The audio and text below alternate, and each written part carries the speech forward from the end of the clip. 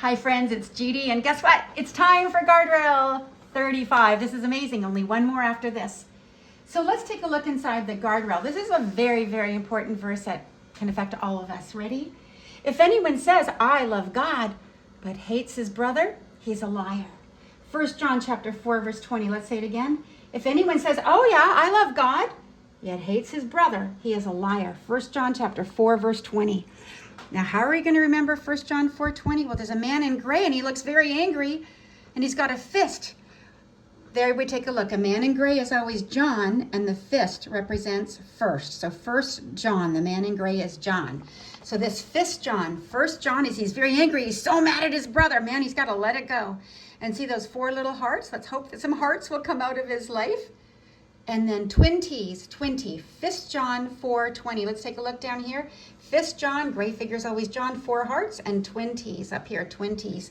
If anyone says, I love God, yet hates his brother, he's a liar. So you know what? Let's love God and love others. And if there's sin, if there's anger in your heart, ask God to help you let it go. Ask him to forgive you. If you've done something wrong, ask for forgiveness. But you know, if we hold anger in our hearts, we're the ones that are hurting. We need to let it go and let God, ask God, take away the anger. Because you know what? You're the only one that's going to suffer. They might not even know that you're angry.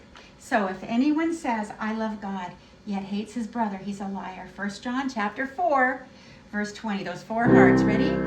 If anyone says, I love God, yet hates his brother, he's a liar. If anyone says, I love God, yet hates his brother, he's a liar. 1 John chapter 4, verse 20. 1 John 4:20. If anyone says, I love God, yet hates his brother, he's a liar. Let's remember that one. So let's take a look at the principle and action of this verse. Believers reflect God's character. They love the sinner, but hate the sin. In so doing, they don't get stuck emotionally tied to their enemies. Think about 2 people here. Let's look at Elizabeth Elliot. She had every right to hate after her missionary husband and 4 others were killed by a cannibal tribe in Ecuador in 1956.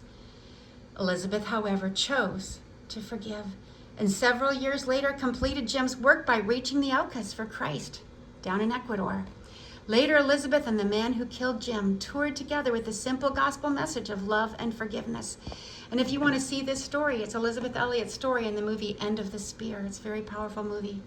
What about Rob Kenny? He forgave his father who'd abandoned him when he was 14. By refusing to carry childhood baggage into his adult life, Rob successfully raised his 2 children and is helping raise millions more through his YouTube videos, which teach valuable life skills that many never learn from their dads. Wow, they let it go. They could have lived with that anger. Elizabeth could have lived with that anger. Rob Kenny could have lived with that anger, but they let it go. God gave them forgiveness in their hearts because God's forgiven us. So we need to forgive other people. Let's remember this verse. If anyone says, I love God, yet hates his brother, he's a liar. 1 John chapter 4, verse 20. Great verse.